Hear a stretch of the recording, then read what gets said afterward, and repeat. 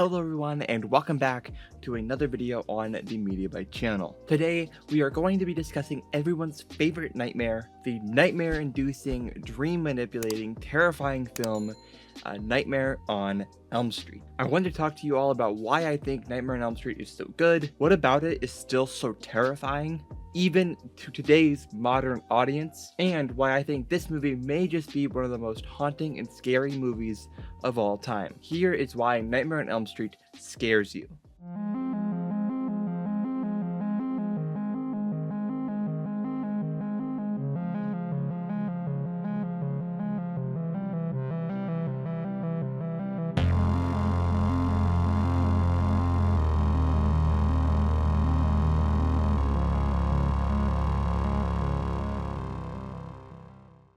The movie that haunted sleepovers, kept kids awake, drinking coffee and energy drinks, terrified to fall asleep. This is mostly because of one man, with arguably one of the most iconic looks in all of horror cinema, Freddy Krueger. I think there's a few reasons why this movie is as terrifying as it is, and I want to dive into a few reasons why I think that is. I think one of the main reasons why this movie is so scary is the way that Freddy Krueger looks in the film. You mix that with the backstory of him in the film, and you get one of the most terrifying looks of any villain in any horror movie. The fedora, which nowadays is scary for other reasons, the red and green patterned sweater is so iconic looking that it's almost impossible to not be walking around and see that pattern and think of this movie. And I think part of that is because it's not the most standout part of what Freddy Krueger is wearing, which is why it stands out to you almost in a way. And then just the raggedy pants and the kind of just how torn up his shirt really is, I think all kind of adds to that outfit, which I think there's a lot of history to that outfit, but we don't know any of it, and I think that's really what scares you so much. But you may be asking yourself, hey Jared, you mentioned Freddy Krueger's backstory. What backstory is there? Well, good question, you imaginary human that I use for video transition purposes, let me tell you. Freddy Krueger's backstory is one that would validate the Satanic Panic, as Freddy Krueger lures kids to the boiler room and kills them at a school. You may be confused about Freddy Krueger's backstory a little bit. You may think that he does worse things to kids that I can't say right now, because YouTube would absolutely just never show this video to anyone. In the first movie, however, which is kind of what we're talking about here, specifically talking about that, in the other movies they do kind of go this way. If you do know what I'm talking about, I'm sorry that I'm being so cryptic, but I can't say the word. He never explicitly stated that he does anything to kids. It's just implied. Where you may be getting confused at if you like this movie a lot is that he was supposed to have a more along that line kind of backstory, but it was dropped at the last minute because of things that were going on in the real world at the time, and they kind of didn't want to mash up too much there. The sequels to this movie, however, do kind of go into that a little bit, which I think you just kind of have to, if that's not something you're into, kind of be wary of that. But partially what happens is that he was accused of doing things and killing the kids, and the parents of those kids come back and kill Freddy, because Freddy got off on a technicality, and then Freddy, as a dream demon, comes back and kills the kids of those parents that killed Freddy.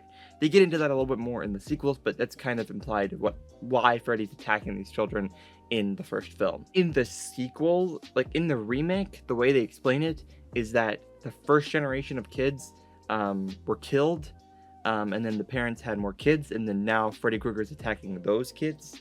That's not really explicitly stated in the original, I don't believe. Freddy Krueger comes back to kill the kids of the parents that killed him. But talking about Freddy Krueger's kills for a second, I think the fact that the kills can be seen from real life is partly what makes this movie so terrifying. Like, as they're happening, you're powerless to stop it, but you can see it with your own eyes. Especially look at something like Tina's death. It's terrifying because in the real world, you see the effects on her body of what's happening to her in her dream as she's being tossed up the walls.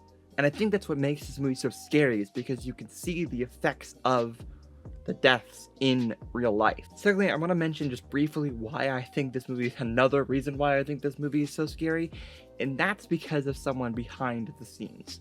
I do have a video coming up about this. It might be out now, depending on when you're watching this video. It's either out now or coming up, so look for it, I guess, either way. But besides Freddy Krueger, besides Robert Englund, the reason mostly why this movie is so scary, besides Freddy Krueger and Robert Englund, is Wes Craven. I have never personally heard of any other person who's ever been written in a script, a director being written into a script, that just says, Wes does something scary here. I have never seen a movie like that. That's never happened, I don't think. And I think that alone plays into the genius of this man and how he can shoot something so terrifying. I think why this movie is so scary is he knows where to put the camera, how to move the camera to scare you just on the camera movements. And I think that's another reason why this movie is so scary. But trust me, he deserves his own video. It's a longer video, which I have made. So go check it out or wait for it. It's a good video. But I really appreciate it. How did Nightmare on Elm Street affect you?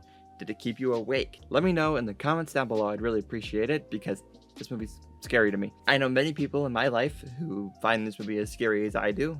Some were there when the movie came out and some people not. And I think that's also really interesting is this movie is very multi-generational. It scares everyone because everyone dreams. So go listen to all of the podcasts on the Mediabite Podcast Network. Slash it for all things horror movies, Diary of an Indie Filmmaker for all things filmmaking. Exploring Cinema is kind of on a little bit of a leeway right now because I'm getting married. And so there's a lot of, it's not easy to do it weekly, but as soon as we're done getting married, we'll probably be on the cycle again of doing once a week, hopefully. That's my goal. But we'll be back probably soon for that. And yes, so make sure you can follow us everywhere you go. Blue Sky is mediabite.bsky.social. Mediabite, it's the cookie. Tweeting, I guess, there all the time now. I think it's fun. I like doing that. Instagram is @MediaBiteCompany, and TikTok is @MediaBiteCo. If you want to follow all of our shorts, which are sometimes like the ones on YouTube and sometimes they're not. So go check that out.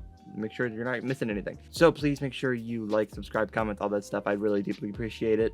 I will say thank you once again, and I'll see you in the next one. Peace.